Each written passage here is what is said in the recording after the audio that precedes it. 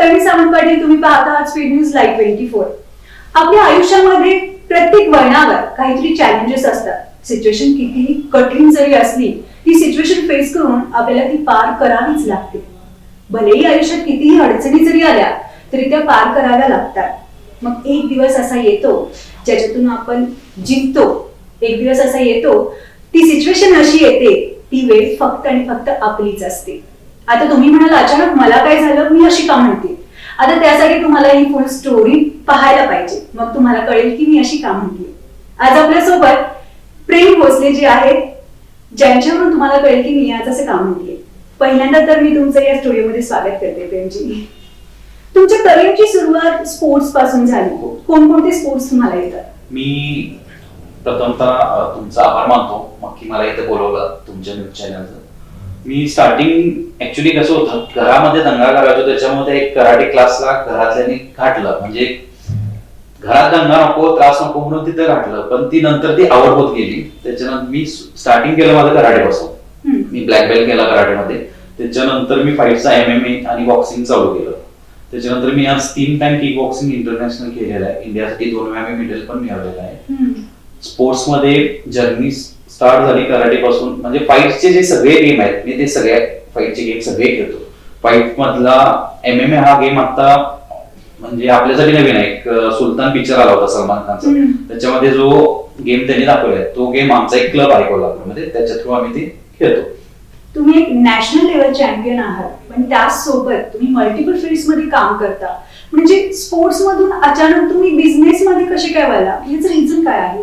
Actually sports college time पर्यंत ठीक होतं, पण एक करिअर म्हणून बघायला आम्हाला कोल्हापूरमध्ये तेवढा सपोर्ट मिळाला नाही. बाबा स्पोर्ट्स ठीक आहे, पण त्याच्यातून घरचं अर्निंग पण व्हायला पाहिजे. ते त्यावेळी एवढं जमत नव्हतं कोल्हापूरमध्ये. स्पोर्ट्सला थोडं कमी होतं, त्याच्यामुळं आणि घरची परिस्थिती पण. शेवटी स्पोर्ट्समुळे आपलं पोट भरत नाही.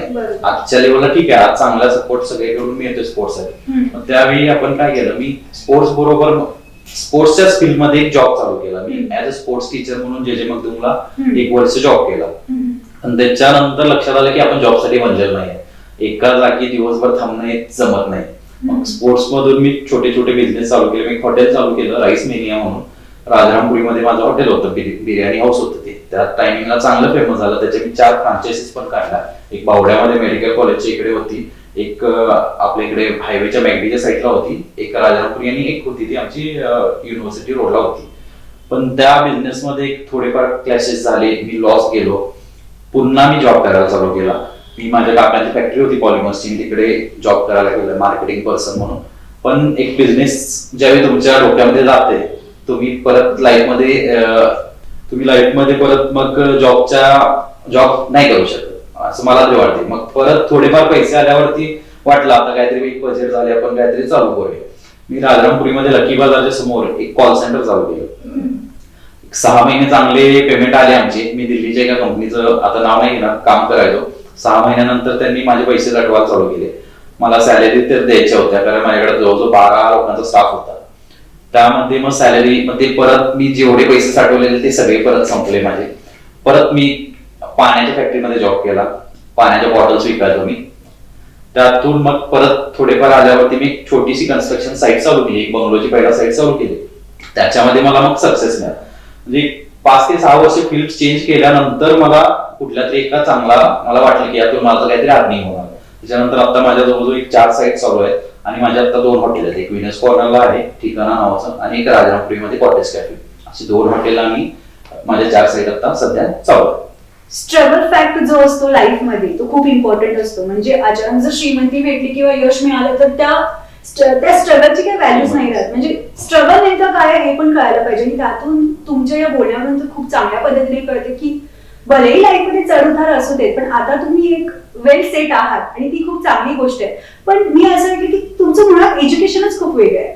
तुम्ही एज्युकेशन खूप वेगळ्या फील्ड मधून केलंय आणि तुम्ही आता जे काम करताय ते खूप वेगळ्या फील्डचं आहे. ऍक्च्युली एज्युकेशन केलं मी सायकोलॉजीमध्ये. सायकोलॉजीवाला माणूस म्हणजे लोकांचं बघण्याचं असतं की शांत असणार आहे, आणि माझं फील्ड होतं बॉक्सिंग कराटे. ते मॅचच होत नव्हतं. पण सायकोलॉजीचा फायदा काय झाला, मला आता जे स्पोर्ट्स मध्ये किंवा बाकीचे एका टाइमला माझे 4 बिझनेस आहेत, सगळ्यामध्ये माणसं ओळखायला शिकणं हे सायकोलॉजी मध्ये मला समजलं. आणि त्याचा फायदा मला आता प्रेझेंट होताना किंवा जे कस्टमर आहेत त्यांच्यासमोर त्यांना कन्व्हिन्स करताना किंवा जे माझे इन्व्हेस्टर आहेत त्याचा मला भरपूर फायदा झाला. सायकोलॉजीमध्ये एक समजलं की बाबा भले तुमच्या खिशात किती पैसे आहेत माहिती नाही, पुढे ज्यावेळी बसणार तुम्ही भले 1 करोडचा प्रोजेक्ट करायला लागला, तुमच्याकडे आहे 10 लाख रुपये, पण बसताना असं बसायचं की तुमच्याकडे 5 करोड रुपये प्रोजेक्ट 1 करोडचा. जेवढा कॉन्फिडन्सली तुम्ही प्रेझेंट होणार आहे तेवढा तुम्हाला इन्व्हेस्टर मिळणार आणि सुरुवात केली की ते सक्सेस आपोआप मिळत जातो. म्हणजे मला एक आहे, मी प्रोजेक्ट चालू करताना माझी कंडिशन काय असते की बाबा आता मी विचार करत बसत नाही की होणार की नाही, चालू केला भले मग मध्ये बंद पडला तरी एवढा आपल्या शेवटी आपला प्रोजेक्ट असतो, बंद पडला तरी कोणी काय बोललं तरी आपल्याला फरक पडत नसतो. त्याच्यामुळे चालू करताना मी करायचा एवढंच बघतोय, पुढे कसा एंड होणार आहे ते मी कधी ठरवत नाही. आणि देवाच्या कृपेने आजपर्यंत जे चालू केलंय ते एंड पर्यंत माझं चांगल्या लेवलला गेलेलं आहे. आणि एक कसं झालं, माझी फॅमिली वेल सेट होती पण बिझनेस मध्ये बाबांचं थोडं लॉस आल्यामुळे आम्ही परत खालती आलेलो, झिरो मध्ये होतो, झिरोतून परत स्टार्ट केलं. त्याच्यामुळे आता एक भीती वाटत नाही की बाबा परत जर मी लॉस झालो, झिरो झालो तर एक कॉन्फिडन्स आहे की मी परत त्यातनं काहीतरी करू शकतो. त्याच्यामुळे मी एवढं रिस्क घेतोय बिझनेस. आता नक्कीच तुम्ही वेलसेट आहात, पण मनात एक अशी एक खंत आहे का, म्हणजे तुमचा जो मेन छंद आहे तो स्पोर्ट्सच आहे आणि अचानक तुम्ही या फील्डमध्ये वळलाय, असं वाटतं का की आता स्पोर्ट्स करायला पाहिजे होतं आणि ते जमलं नाही आता या सिच्युएशन मध्ये? ऍक्च्युली मी आता परत प्रॅक्टिस चालू केलेली आहे. म्हणजे उलट कसं होतं, आता एक वयाच्या एक कसं असतं, एक ठराविक एज नंतर एक वेगळ्या एज ग्रुप मध्ये आपल्याला खेळायला मिळते आणि तिथं कॉम्पिटिशन ऍक्च्युली कमी असते. म्हणजे ह्याचा मला फायदाच झाला, जो पहिला अनुभव होता, प्रॅक्टिस होती. आता परत मी ज्यावेळी सगळे स्पोर्ट्स चालू केले ते एक अनुभव आहे आणि एक मॅच्युरिटी आहे. म्हणजे मी कॉलेज टाइमला खेळताना काय होतं की पुढच्याला फक्त मारायचं आहे, पॉइंट्स घेणे काय हे काही माहिती नसायचं. आता काय झालं, मी मध्ये ज्यावेळी स्पोर्ट्स खेळायचं बंद केलं, मी ऍज अ जज म्हणून रेफरी असायचो, त्यावेळी समजलं की एक्झॅक्ट पॉइंट कशाला मिळतात. जिंकायसाठी फक्त फाईट म्हणजे पुढच्याला मारणे लागत नाही, हळू शांतपणे खेळून पण आपण एक फाईट जिंकू शकतो, हे मला त्यातून समजलं. आणि आता मी माझ्यामध्ये क्लास इयर पासून परत चालू केला आणि आता बिझनेस सेट असल्यामुळे मला पहिला एक टेन्शन असायचं की बाबा स्पोर्ट्सला एवढा टाइम मिळालाय, आता मला टाइम भरपूर मिळतोय. त्याच्यामुळे मी परत स्पोर्ट्स मध्ये आता चालू केलेलं आहे. पुढे स्पोर्ट्स मध्ये एक कोच किंवा एक ट्रेनर व्हायची काही प्लॅनिंग आहे का? माझे आता 2 क्लासेस चालू आहेत ऑलरेडी. मी स्पोर्ट्स मध्ये आमचा एक शाहूपुरीमध्ये क्लब आहे, तिथे आम्ही ट्रेनिंग घेतोय आणि प्लस आम्ही गर्ल्स साठी फ्री मध्ये हे सेल्फ डिफेन्सचे प्रत्येक कॉलेजेस किंवा स्कूलमध्ये जाऊन 8 दिवस 10 दिवस असे सेमिनार्स आम्ही जाऊन घेतो तिथे. म्हणजे ते ऑलरेडी माझं काम चालू आहे. मी आतापर्यंत एक 500 ते 600 गर्ल्सना आम्ही ते ट्रेनिंग दिलेलं आहे. जसं की मी म्हटलं की मल्टिपल फील्ड्स मध्ये तुम्ही ऍट अ टाइम काम करताय, म्हणजे मल्टी टॅलेंटेडच आहात तुम्ही. ऍट अ टाइम ह्या सगळ्या सिच्युएशन्स गोष्टी आणि हे बिझनेस कसं हँडल करता? ऍक्च्युली मी माझ्या बिझनेस मध्ये पार्टनर्स घेतोय. म्हणजे मी एकच कसं असते, एकच बिझनेस करायचा, फक्त मलाच करायचा आहे तर ते होत नाही हँडल. आता माझ्या ऑफिसमध्ये मी काय केलेलं, माझ्या 4 साईट्स आहेत, तिथे माझे कॅमेरे आहेत. माझ्या आता हे एवढं पुढे गेलेलं आहे तंत्रज्ञान की मी त्या रूम मध्ये बसून माझ्या 4 साईडवरती काय चाललंय मला समजते. इव्हन माझ्या हॉटेलवरती तिथे सॉफ्टवेअर आहे, त्या सॉफ्टवेअर वरती दिवसभराचा किती सेल झाला हे रात्री ज्यावेळी क्लोजिंग होते आम्ही तिथं पण 3 पार्टनर्स, आमच्या 3 पार्टनर्सच्या मोबाईलला तो मेसेज येतो की बाबा आज दिवसभराचं एवढं. म्हणजे ह्या टेक्नॉलॉजीजमुळे मला ते आता एवढं अवघड जात नाही. म्हणजे मी एका रूम मध्ये बसून त्या सगळीकडे पोहोचू शकतो. आता 2020 म्हणायला गेलं तर पूर्ण कोविड-19 मध्येच गेलं आणि त्यामध्ये हॉटेल्स वगैरे म्हणजे इकॉनॉमिकल जे स्ट्रक्चर आहे ते कम्प्लिटली लॉस मध्येच आहे. आणि जसं तुम्ही म्हटलं की चढ उतार करून मी आतापर्यंत ते आलोय आणि यशस्वी झालोय. मग कोरोनामध्ये अशा कुठल्या सिच्युएशन्स होत्या का की त्यांच्यासोबत तुम्हाला डील करायला लागलं? ऍक्च्युली सिच्युएशन नुसार मी माझा धंदा चेंज करत असते. कोरोनामध्ये लक्षात आलं की माणसांना एक फार्म हाऊस किंवा सेकंड होमची जरा इच्छा असते की बाबा हे सगळे गर्दी सोडून कुठेतरी जाऊन राहावं. म्हणून मी ह्याच टायमिंग मध्ये शाहूवाडीमध्ये प्रोजेक्ट लॉन्च केला. 100 एकर मध्ये माझा प्रोजेक्ट आहे, 1 एकर मध्ये एक फार्म हाऊस असणार आहे. त्या कोरोनाच्या काळामध्ये मला तिथे एवढे चांगले बुकिंग्स मिळाले कारण लोकांनी एक ही भीती बसली की असं परत इन फ्युचर काय आलं तर आपल्याला एक कुठेतरी साईडला जाऊन राहायला जागा पाहिजे. त्याचा मला एक म्हणजे मला स्वतःला तसं त्यावेळी जाणवायचं की माझं कुठेतरी फार्म हाऊस पाहिजे. मग मी विचार केला की मला जर जाणवते असं सगळ्यांना जाणवत असणार आहे की या टायमिंग मध्ये आपलं कुठेतरी साईडला एखादं घर पाहिजे. ते बजेट हाऊसिंग टाईप मी फार्म हाऊस हे केले. म्हणजे त्या कोरोनाच्या याचा मला एक फायदाच झाला की मला एक नवीन कन्सेप्ट मिळाली आणि ती रन झाली. पण ओव्हरऑल आता हे जे झालंय ना ते सगळं बिझनेस बद्दल झालंय. भलेही मल्टिपल फील्ड्स असतील पण त्या बिझनेस बद्दल आहे. पण सगळ्यात महत्वाची गोष्ट आहे की तुम्ही सामाजिक कार्यकर्ता सुद्धा आहात. अचानक ह्या राजकारणामध्ये तुम्ही कसे गेवायला? ऍक्च्युली राजकारणात पहिल्यापासून इंटरेस्ट होताच, पण एक ठराविक लेवलला सेटल झाल्यावरती राजकारणात उतरायचं होतं. आणि तुम्हाला जर काय सोसायटीमध्ये चेंज करायचं असेल तर तुम्ही राजकारणात पाहिजे. म्हणजे आता भरपूर मी लोक बघितलं राजकारण चांगलं नसते, काय सगळी लोक खराब असतात, हे बोलू नका. तुम्ही स्वतः उतरा. जोपर्यंत तुम्ही स्वतः उतरत नाही तुम्ही राजकारणात काहीच करू शकत नाही.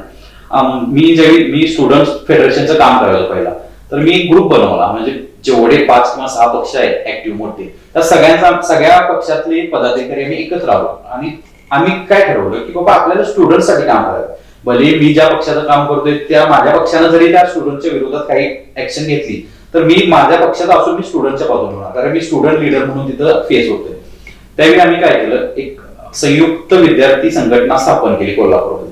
म्हणजे हे पहिल्यांदा ऑल महाराष्ट्रामध्ये पहिल्यांदा झालं की सगळ्या पक्षाचे म्हणजे विरोधी पक्ष आणि सत्तेतले पक्ष एकत्र येऊन आम्ही ते कुठलं पण काम असेल तर ते मार्गी लावतो. आणि त्याचा फायदा एवढा झाला की सत्तेत असलेल्यांची मदत व्हायची, प्लस विरोधात असलेल्यांचे एक हे असते की यांनी आंदोलन करतील, ते एकत्र सगळे असल्यामुळे आमची कामं कधी तटली नाही. त्याच्यातनं सोशल वर्कची आवड होतीच. एक करुणालय म्हणून संस्था आहे आपल्या ह्याच्यामध्ये MIDC मध्ये, तिकडे माझं म्हणजे मी फर्स्ट टाइम मला गेस्ट म्हणून बोलवलेलं त्यांनी, पण तिथं ती लहान लहान मुलांचं बघितलं, तिथनं ती आवड झाली. म्हणजे तिथलं एक आणि एक मुलगा मला आता चांगला मुलगा मुली आहेत, 30 एक आहेत तिथं, ती मला चांगली नावानं ओळखते. तेवढं मी तिथं जाऊन सारखं काहीतरी म्हणजे मनाला आनंद पण मिळतोय. आणि एक बघितलं मी की काहीतरी चांगलं केलं तरी काहीतरी चांगलं रिटर्न मध्ये मिळतंय. नक्कीच. त्याच्यामुळे मी सोशल वर्ककडे वळलो. आणि राष्ट्रवादी काँग्रेसचे युथचे प्रेसिडेंट कसे काय बनला? ऍक्च्युली पहिल्यापासून कसं होतं, एक पॉलिटिक्स मध्ये पडायचं हे डोक्यात होतच, पण एक शरद पवारांचं काहीतरी विचार एक पटण्यासारखे होते. म्हणजे माझे जे हे होतं म्हणजे की मला कुठल्या टाईपचं काम करायचं, त्यातनं मग एक आमचे जयंत पाटील साहेब सांगलीचे आणि त्यांचे एक भाचे रोहित पाटील, ते माझे मित्र. मग मी पॉलिटिक्स मध्ये पहिला नसायचो, पण एक बिझनेस म्हणून आम्ही एकत्र असायचो. पण त्यातनं मी त्यांचं काम बघायचो आणि मला ती पद्धत आवडली आणि तिथून जे राष्ट्रवादीत आहे ते मी आता गेली 12 वर्ष राष्ट्रवादीतच काम करतोय. त्यासोबत अनेक गरीब लोकांना सुद्धा तुम्ही मदत केली आहे.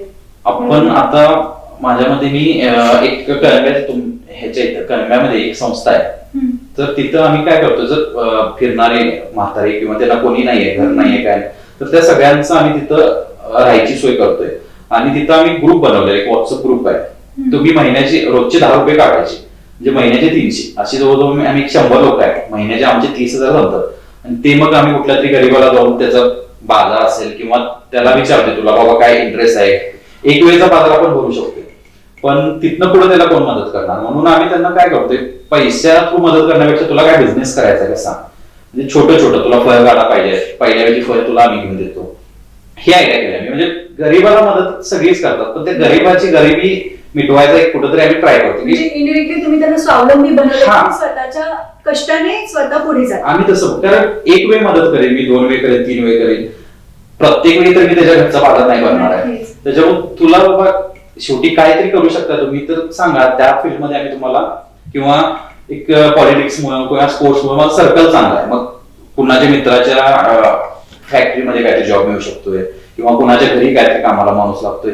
सर्कल मोठा असल्यामुळे आपण कुठंतरी त्यांना जॉब बघून देतोय बऱ्यापैकी. या कोविड-19च्या काळात मग अशी कोणती उपक्रम किंवा कार्य केले? कोविड मध्ये मी सगळ्यात पहिला आम्ही केलं तर सगळ्या पोलीस स्टेशनला 10-10 लिटर सॅनिटायझर दिलं. म्हणजे कोल्हापूरमध्ये जेवढे पोलीस स्टेशन आहेत त्यांना, कारण कसं होतं बाकी सगळं तर बंद होतं, कोण घरातनं बाहेर पडत नव्हतं, पोलीसच हे होते ते ऑन ड्युटी. सगळ्या कोल्हापूरमधल्या जेवढ्या डिव्हिजन आहेत त्या सगळ्या डिव्हिजनला आम्ही सॅनिटायझरची कॅन दिली, 10-10 लिटरची कॅन सगळ्यांना पोहोचवली. मग आता इथून पुढे नेमकं तुमचं फ्युचर गोल काय असेल? माझं एक टार्गेट आहे की म्हणजे मला लोक खुरी म्हणतात की मी वयाच्या आणि 6 ते 7 वर्षानंतर मला रिटायर लाईफ जगायचे.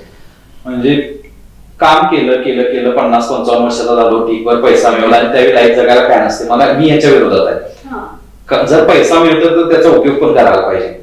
मी आता ज्या माझ्या साईट्स चालू आहेत, मी तिथं काय केलेलं की प्रत्येक साईटवरती 1-2 बंगलोज किंवा फ्लॅट्स मी रेंट आउट साठी ठेवतोय, मी ते सेल आउट करत नाही.